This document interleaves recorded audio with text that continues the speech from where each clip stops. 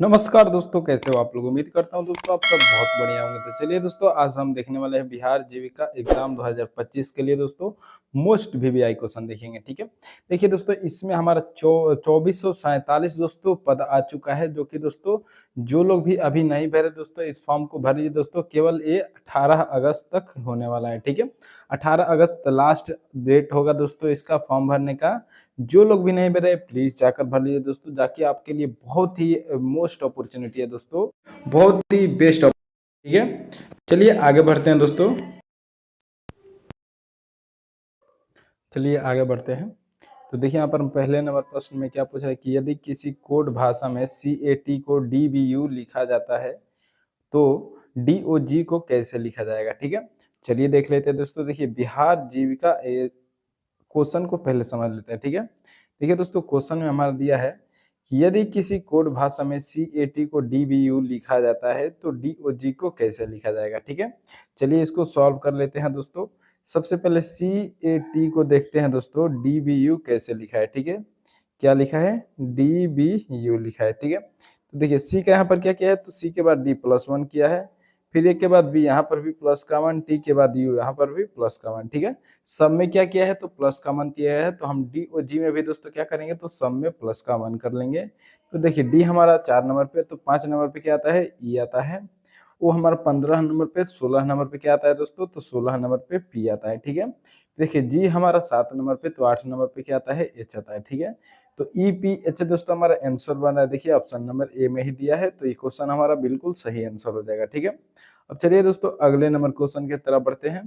तो देखिए यहाँ पर हमको दूसरा नंबर क्वेश्चन में क्या पूछ रहा है दोस्तों, प्रश्न हमारा दूसरा नंबर प्रश्न में पूछ रहा है कि एक महिला की ओर इशारा करते हुए राम ने कहा। ठीक है, राम ने कहा यह मेरे पिता की पत्नी की बेटी है, महिला राम की क्या लगती है। ठीक है, तो देखिए इसको हम बहुत ही अच्छे तरह के से समझेंगे दोस्तों, डायग्राम द्वारा बनाकर।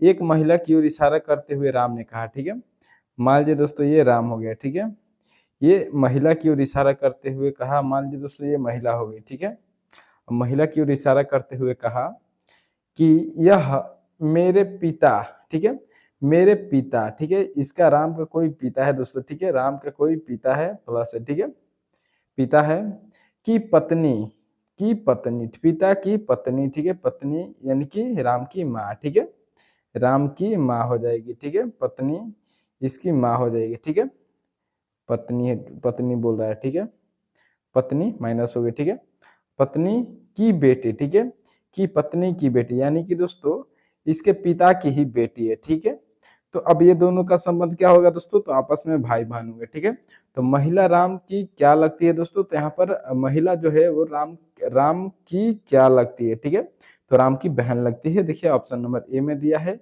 यहाँ पर हमारा बिल्कुल सही आंसर हो जाएगा। ठीक है, अब चलिए अगले नंबर क्वेश्चन की तरफ बढ़ते हैं।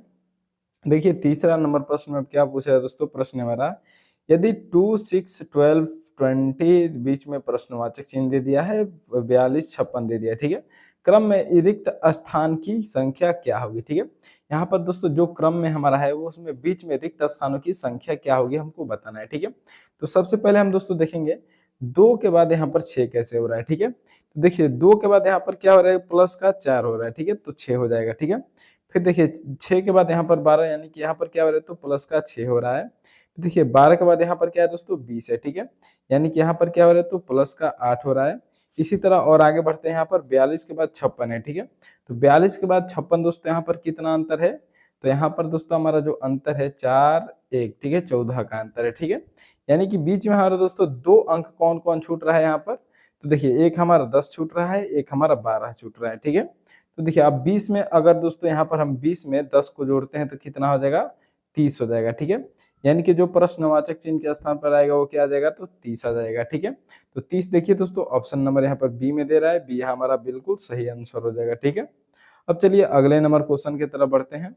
तो देखिए यहाँ पर हमको चौथे नंबर क्वेश्चन में क्या पूछा है दोस्तों, प्रश्न हमारा चौथा नंबर कि पुस्तक का पढ़ना से वही संबंध है जो भोजन का मतलब डैश डैश किससे है। ठीक है, तो देखिए पुस्तक को पढ़ा जाता है, तो भोजन को क्या किया जाता है दोस्तों, तो खाया जाता है। ठीक है, यानी कि खाना। देखिए दोस्तों ऑप्शन नंबर ए यहाँ पर हमारा बिल्कुल सही आंसर हो जाएगा। ठीक है, चलिए नेक्स्ट क्वेश्चन की तरफ बढ़ते हैं।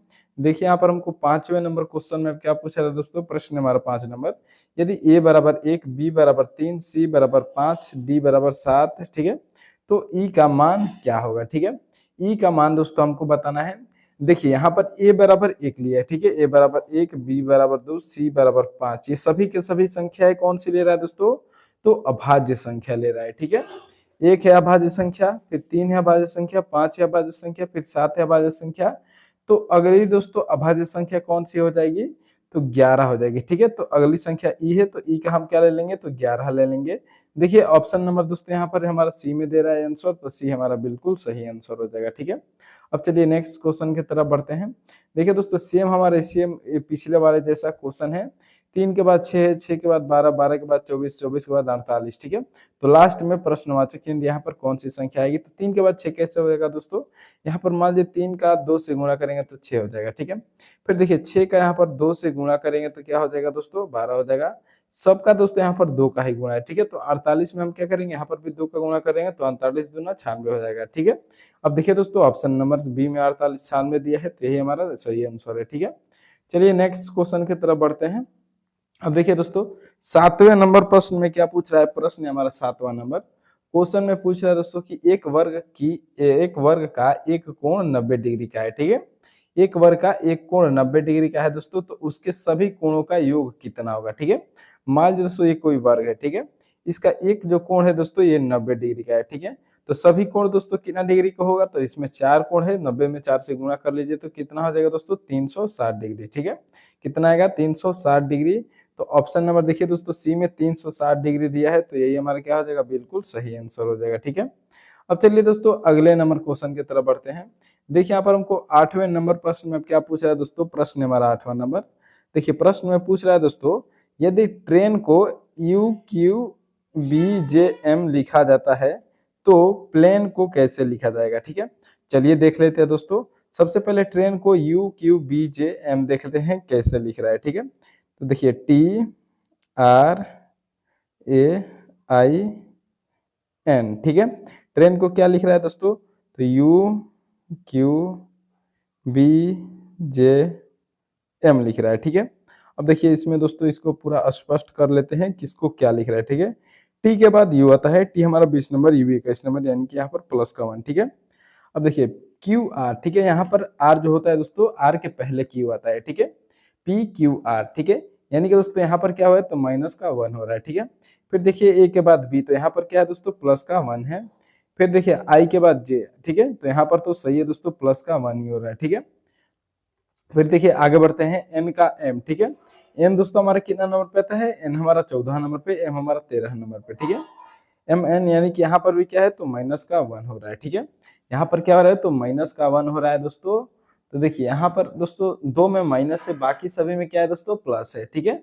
तो हम भी दोस्तों यहाँ पर एल में माइनस करेंगे और किस में माइनस करेंगे, तो एन ई में माइनस करेंगे, ठीक है। तो देखिए यहाँ पर दोस्तों ई में को माइनस करेंगे तो लास्ट में तो हमारा डी आएगा, ठीक है। तो या तो ऑप्शन ए सही होगा दोस्तों, या फिर ऑप्शन डी सही होगा, ठीक है।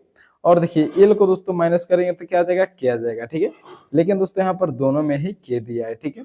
और देखिए पी के बाद क्यू आ जाएगा दोस्तों, क्यू भी सब में पहले दिया है। और देखिए आगे बढ़ते हैं, ए का देखते हैं, ठीक है। तो ए का क्या हो जाएगा, तो बी हो जाएगा, ठीक है। या फिर दोस्तों ए में -1 करेंगे तो क्या हो जाएगा, जेड हो जाएगा। यानी कि दोस्तों क्या हो जाएगा हमारा, तो ऑप्शन नंबर बी ही दोस्तों हो जाएगा दोस्तों, हमारा बिल्कुल सही आंसर हो जाएगा, ठीक है। अब चलिए दोस्तों अगले नंबर क्वेश्चन की तरफ बढ़ते हैं। तो देखिए यहाँ पर हमको अब 10वां नंबर प्रश्न में क्या पूछा है दोस्तों, एक और हमारा दोस्तों श्रृंखला श्रेणी का प्रश्न है, जो कि बहुत ही महत्वपूर्ण प्रश्न है, ठीक है। देखिए 5 के बाद 10, 10 के बाद 20, 20 के बाद 40 और एक प्रश्नवाचक चिन्ह बीच में दिया है, उसके बाद 160 दिया है, ठीक है। तो सबसे पहले हम देखेंगे 5 के बाद 10 कैसे होगा। तो यहाँ पर 5 के बाद अगर 2 का गुणा करेंगे तो 10 हो जाएगा, ठीक है। फिर देखिए 10 के बाद 20, तो यहाँ पर भी दोस्तों 2 का गुणा करेंगे तो 20 10 दूना 20 हो जाएगा। फिर देखिए 20 के बाद 40 है, तो यहाँ पर भी क्या है, 2 का गुणा हो जाएगा, ठीक है। तो इसमें भी दोस्तों देखिए दो सबका 2 गुणा है, तो यहाँ पर भी क्या कर देंगे, 40 में 2 का गुणा कर देंगे तो कितना हो जाएगा, 80 हो जाएगा, ठीक है। 80 हो जाएगा। और देखिए 80 में 2 का गुणा करेंगे तो 160 हो जाएगा, ठीक है। यानी कि दोस्तों बिल्कुल सही है 80, ऑप्शन नंबर बी यहाँ पर हमारा बिल्कुल सही आंसर हो जाएगा, ठीक है। अब चलिए दोस्तों अगले नंबर क्वेश्चन की तरफ बढ़ते हैं। देखिए यहाँ पर हमको दोस्तों 10वें नंबर प्रश्न में क्या पूछ रहा है, ठीक है। एक दर्पण में घड़ी का समय 4:45 दिखाई देता है। ठीक है, तो वास्तविक समय क्या होगा। ठीक है, तो वास्तविक समय दोस्तों हमको बताना है।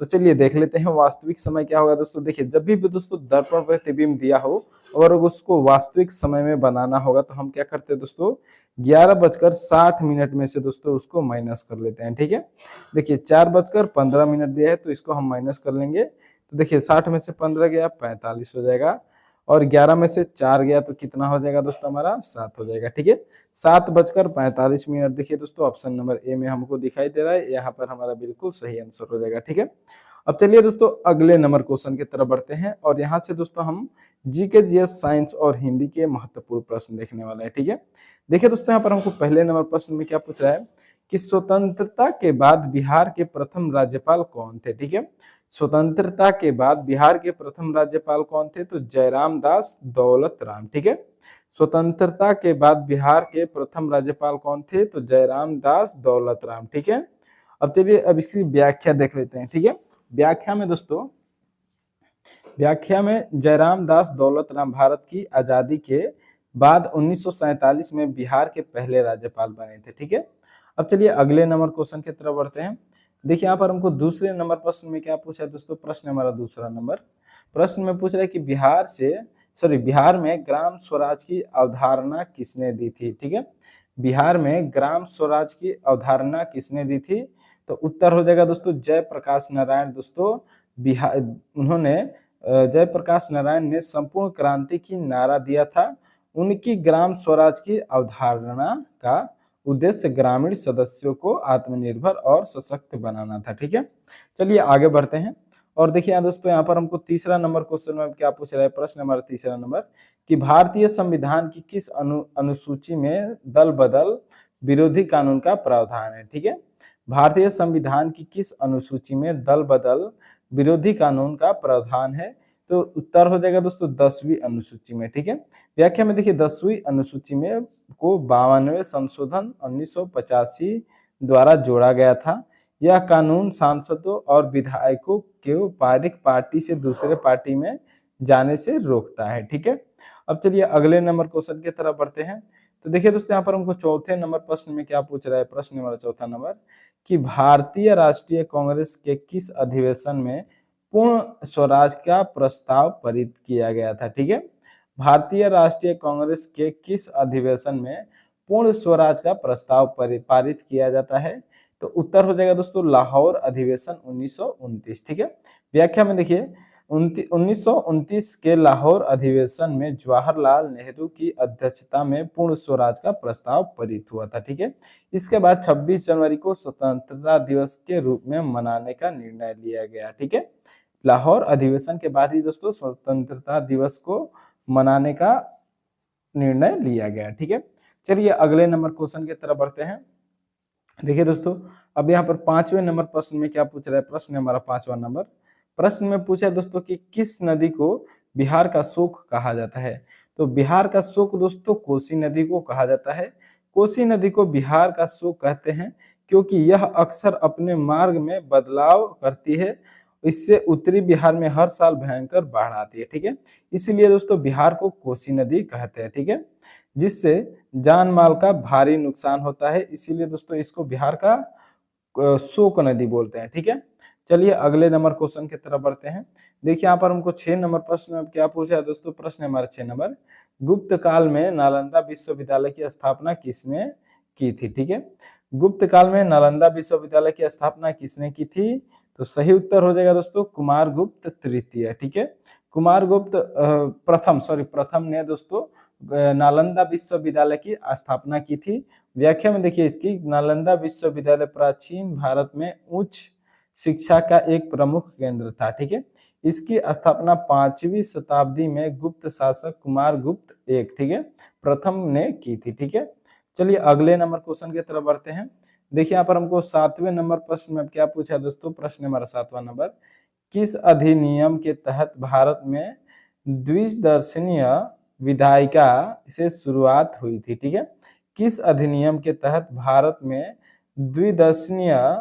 द्विसदनीय विधायिका की शुरुआत हुई थी, तो उत्तर हो जाएगा दोस्तों भारत सरकार अधिनियम 1919। ठीक है, व्याख्या में देखिए इस अधिनियम में केंद्र में द्विदशीय विधायिका केंद्रीय विधानसभा और राज्य परिषद की शुरुआत की थी। ठीक है, अब चलिए अगले नंबर क्वेश्चन की तरफ बढ़ते हैं। देखिए 8वें नंबर प्रश्न में क्या पूछा है दोस्तों, प्रश्न हमारा कि सविनय अवज्ञा आंदोलन का मुख्य उद्देश्य क्या था।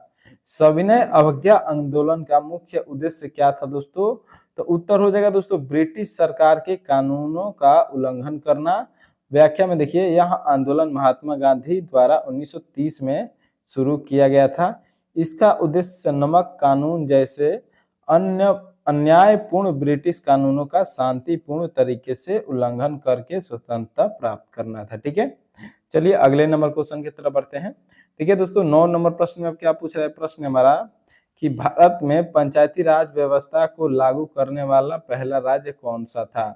तो भारत में दोस्तों पंचायती राज व्यवस्था को लागू करने वाला दोस्तों पहला राज्य हमारा दोस्तों राजस्थान था। ठीक है, तो यहाँ पर दोस्तों राजस्थान सही आंसर है। अब व्याख्या देखिए पंचायती राज व्यवस्था को 2 अक्टूबर 1959 को राजस्थान के नागौर जिले में शुरू किया गया था।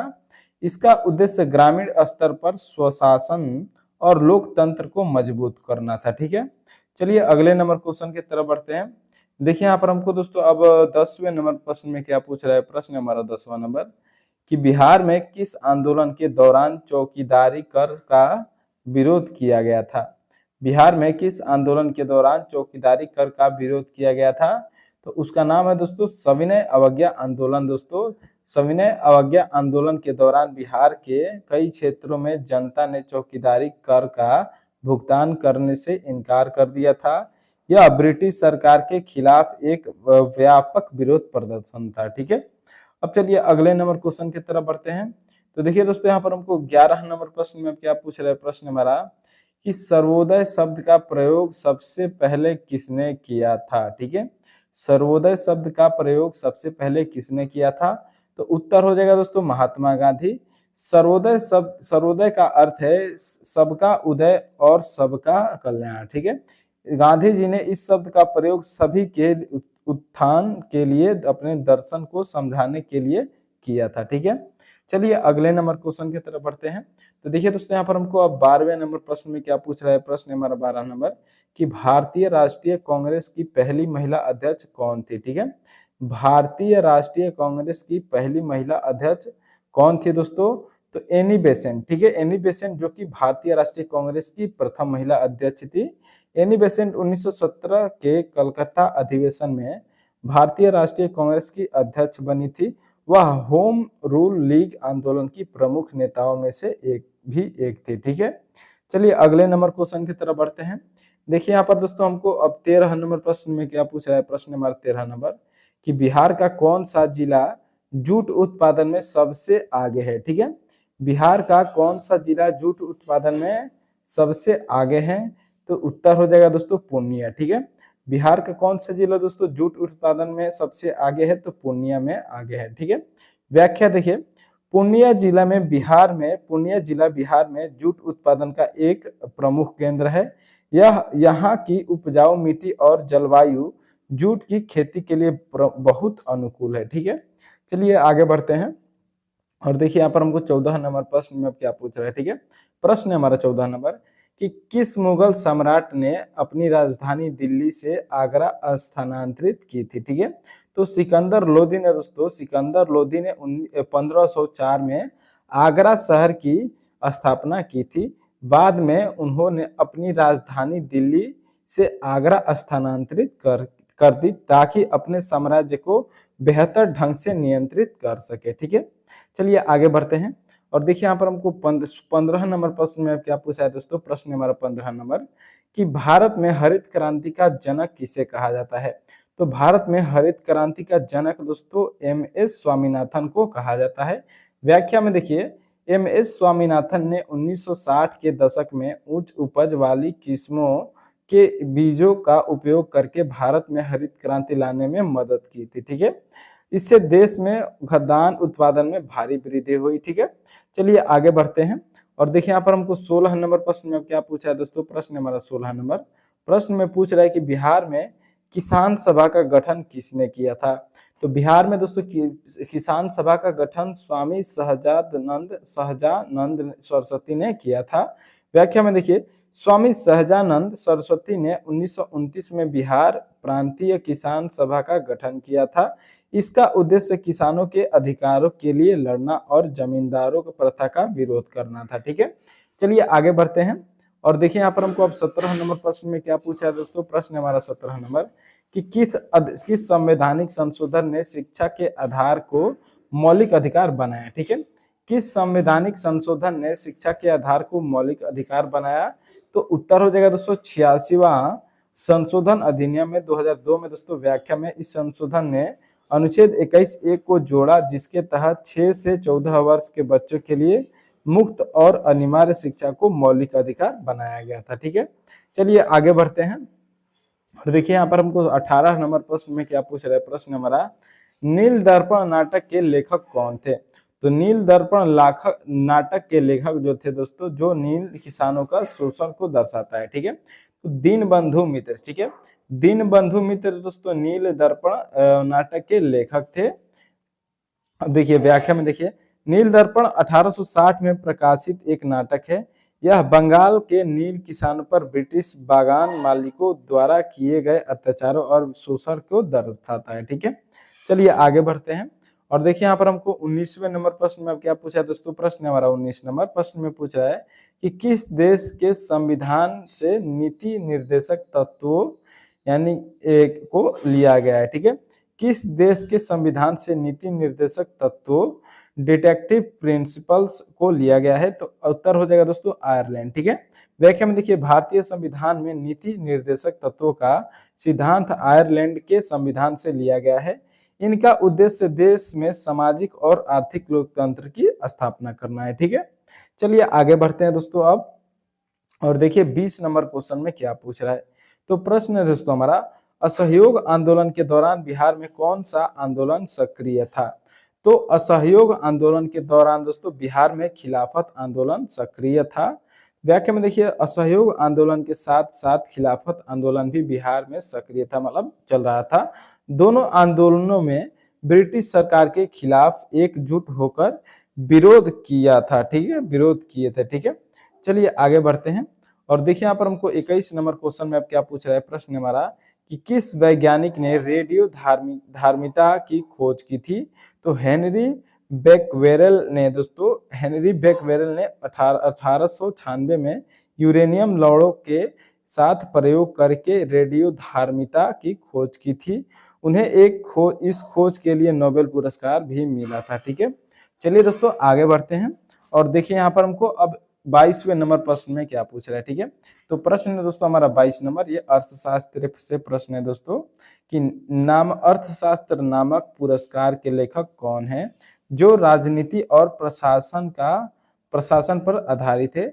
तो कौटिल्य चाणक्य है। ठीक है, अर्थशास्त्र नामक पुस्तक के लेखक कौन है दोस्तों? तो कौटिल्य चाणक्य है। ठीक है, व्याख्या में देखिए, कौटिल्य ने मौर्य काल के दौरान अर्थशास्त्र नामक एक ग्रंथ लिखा था। यह राजनीति, सैन्य रणनीति और आर्थिक नीतियों पर एक विस्तृत पुस्तक है। ठीक है, चलिए आगे बढ़ते हैं दोस्तों और देखिए यहाँ पर हमको 23वें नंबर प्रश्न में अब क्या पूछ रहा है। प्रश्न हमारा 23 नंबर, बिहार में नमक सत्याग्रह का नेतृत्व किसने किया था? तो बिहार में नमक सत्याग्रह का नेतृत्व दोस्तों डॉक्टर राजेंद्र प्रसाद ने किया था। बिहार में नमक सत्याग्रह का नेतृत्व डॉक्टर राजेंद्र प्रसाद ने किया था। उन्होंने चंपारण के और सारण में नमक बनाकर ब्रिटिश नमक कानून का उल्लंघन किया था। ठीक है, चलिए आगे बढ़ते हैं अब और देखिए यहाँ पर हमको 24 नंबर प्रश्न में क्या पूछ रहा है। ठीक है, प्रश्न है दोस्तों हमारा 24 नंबर की स्वराज पार्टी का गठन मोतीलाल नेहरू और किसके द्वारा किया गया था? ठीक है, तो देखिए स्वराज पार्टी का गठन मोतीलाल नेहरू और किसके द्वारा किया गया था दोस्तों? तो चित्तरंजन दास। ठीक है, स्वराज पार्टी का गठन 1923 में चित्तरंजन दास और मोतीलाल नेहरू ने किया था। इसका उद्देश्य विधान परिषदों में प्रवेश कर सरकारी नीतियों का विरोध करना था। ठीक है, चलिए आगे बढ़ते हैं और देखिए यहाँ पर हमको 25वां नंबर प्रश्न में अब क्या पूछ रहा है। प्रश्न हमारा 25 नंबर, भारतीय संविधान की प्रस्तावना में धर्मनिरपेक्ष और समाजवादी शब्द किस संशोधन में जोड़े गए थे? ठीक है, भारतीय संविधान की प्रस्तावना में धर्मनिरपेक्ष और समाजवादी शब्द किस संशोधन में जोड़े गए थे? तो 42वां संशोधन 1976 में जोड़ा गया था। ठीक है, देखिए 42वें संशोधन 42वें संविधान संशोधन में को मिनी संविधान भी कहा जाता है। ठीक है, यानी कि छोटा संविधान। इसके द्वारा प्रस्तावना में धर्मनिरपेक्ष, समाजवादी और अखंडता शब्द जोड़े गए थे। ठीक है, चलिए आगे बढ़ते हैं और देखिए यहाँ पर हमको 26 नंबर क्वेश्चन में क्या पूछ रहा है प्रश्न हमारा दोस्तों, प्लासी का युद्ध किस वर्ष लड़ा गया था? तो प्लासी का युद्ध दोस्तों 1757 ईस्वी में लड़ा गया था। प्लासी का युद्ध 1757 में रॉबर्ट क्लाइव के नेतृत्व में ब्रिटिश ईस्ट इंडिया कंपनी और बंगाल के नवाब सिराजुल उद दौला के बीच हुआ था। इस युद्ध ने भारत में ब्रिटिश शासन की नींव रखी थी। ठीक है, चलिए आगे बढ़ते हैं और देखिए यहाँ पर 27वें नंबर प्रश्न में क्या पूछ रहा है प्रश्न हमारा, होम रूल लीग आंदोलन की शुरुआत किसने की थी? तो होम रूल लीग आंदोलन की शुरुआत दोस्तों बाल गंगाधर तिलक और एनी बेसेंट ने किया था।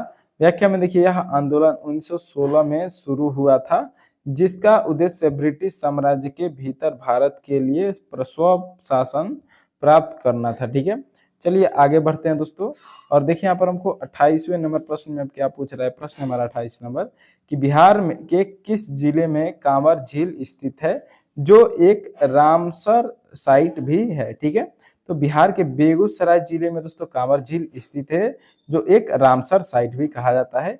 व्याख्या देखिए, कांवर झील बिहार के बेगूसराय जिले में स्थित है।